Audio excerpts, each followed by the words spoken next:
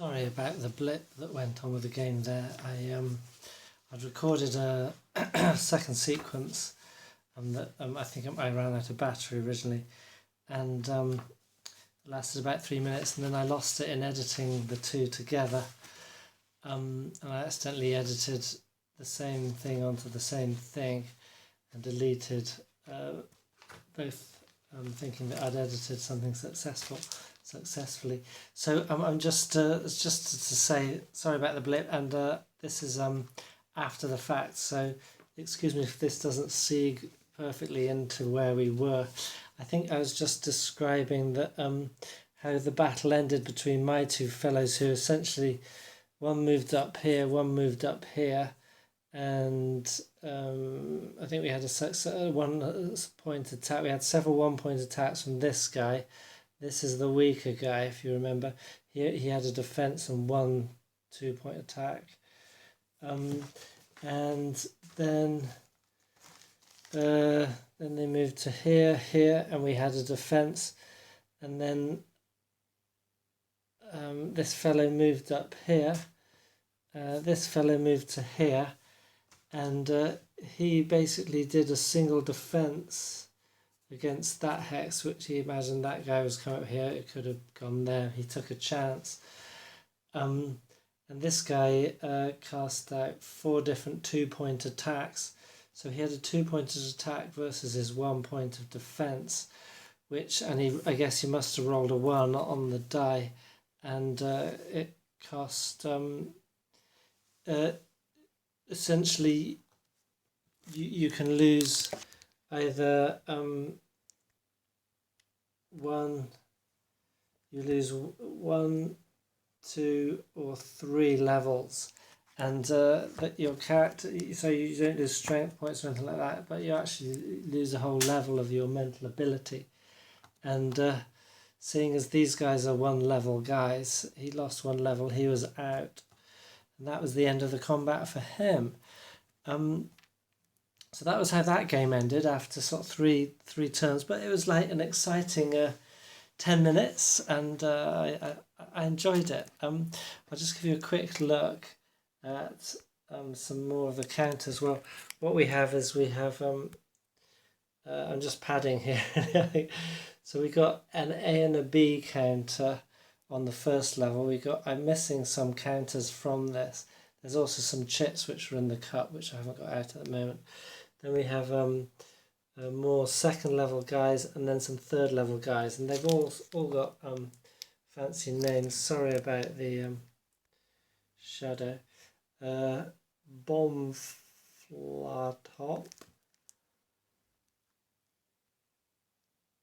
Sayakon, Davbihart. I suspect some of these are somewhat in jokes with the designers Lee Chayon, Sim Halaktor, or maybe that's meant to be genuine, unusual names. But these are all fellows from the Green Planet. This is the third in or one of a series of 3 games by the same designer, based in the Green Planet. And as I understand it, the other 2 games are kind of, I think one's maybe strategic or tactical, and the second one's tactical game of this Sky Galleons combat, and then this is the 3rd game. And I had a quick look on the Board Game Geek, and someone really dissed this game, and I've seen that quite a lot with some of these cheapo games. People say, oh no, this is a rubbish game, don't even bother, it's boring. And I don't really get it, because this is a cheap game. It was at the time. I don't know what it's like on the second-hand market now. But I wouldn't be surprised if it's a bit expensive, considering it's probably quite rare, or at least comparatively expensive. From 1976 by Richard R. Jordison. But essentially, I think this game is great because it's a simple battle of wits, because that's what it is. It reminds me a bit like poker, in that you don't know the other guy's hand, you don't know his other plots, and you've got to make a move, based on your sort of best estimation or guess of what your opponent's going to do.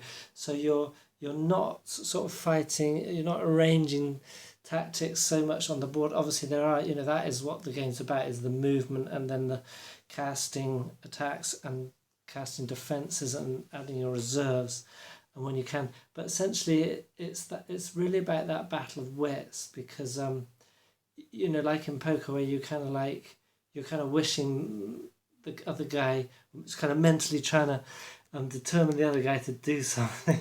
And at least that's what I'm like when I play it. But this game is a bit like that. Do you know what I mean? It's mind war, and I think the theme of the game is also kind of the style of the game, because it's about a battle of wits. No one really knows what's going on. It's just somehow by your meta abilities you will be able to defeat your opponent by outguessing him. How do you outguess someone? How do you guess? Do you know what I mean? How does someone gain an ability in outguessing? A guess is a guess, right? I don't know. Anyway, so that's the game. I've said 6 twice was what I said originally. I'll just read a little bit of the history, because it's kind of fun, isn't it? That's what it's about. In the midst of the great technological age, the race of Homo sapiens was thrown back into the Stone Age when, on old date, January 7th, 2037, we got a few years to go, the planet Earth underwent an axial flip of 72 degrees. You got tidal waves, collapse of magnetic fields exposing the Earth to solar radiation for several hours. Africa was lucky. It managed to survive, but it rotated about its centre instead of moving off in different directions. So we got whole shifts of tectonic plates and so forth. So we've got a new race of humans that grew up, and they wanted to do things a bit different. So I guess they concentrated on, apart from ships flying in the sky, on mental powers. Anyway, so that's the game. That's Mind War from the Warriors of the Green Planet. And the graphics are too literal. Like, the graphics on here are too literal for my taste, and the graphics here are too literal. It's a gripe I have with a lot of stories and sort of fantasy games, is that you read it or you play it, and it's kind of like, in your mind, it's a sort of a wonderful, not quite something that can be captured in any kind of like sensuality type thing. And then somebody comes and illustrates it, and it's guys throwing fireballs at each other. It kind of drops it flat for me a bit like that. I think it would have been much better to have some kind of crazy, not quite abstract, but impressionist kind of black and white thing going on. Anyway, so that's the game, Mind War. I recommend it if you can get it, and you want just like a 10-15 minute bit of fun. The games will actually obviously last longer if you have these third level fellows, because they'll be able to place attacks all round and defences all round, and then maybe 1 or 2 strong defences, because they have 16 points plus d6 roll. So that could be quite interesting. And of course you can obviously have more than 2 duelists. So I didn't go into the scenarios. There's 5 listed. One's a class 1 duel. That's the one we did, where this guy insulted this guy's girlfriend, and so they have a mental battle. Then we have a class 2 duel, class 3 duel, a mixed duel, and a multiplayer duel.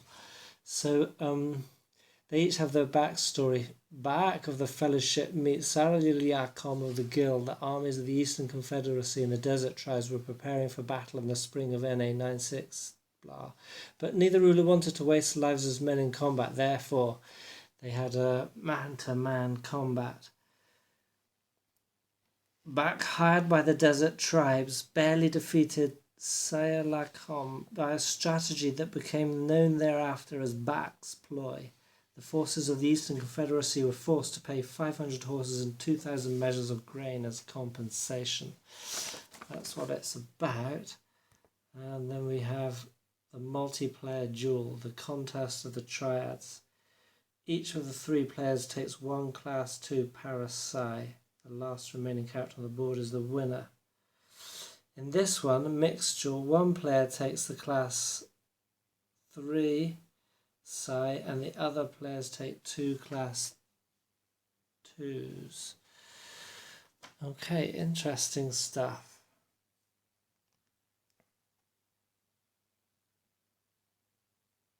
I nearly forgot, there are some optional rules in the game which I haven't tried them, so I don't know what they're about, but one's called the Black Maw of Bach. Is a vortex of mental power that can be used to eliminate enemy characters. So I guess that's what these tornado-like vortexes count as a for. Then there's another one which is called the Move of Last Resort. It's a chancy last-ditch method of foiling an opponent's impending attack. Each character may use it only once, and class 1 size can't use it at all. So those are 2 options. So that obviously adds a little bit of flavour if people are going, oh, it's the same old, same old. But, you know, I don't know. These games, I think that they're designed for playing in the back of the bus on the way to school or on the train, or you could use them as a filler or at a game day, or even like in a downtime when you're waiting for your turn and say a multiplayer game. You could play a quick game of this with another player.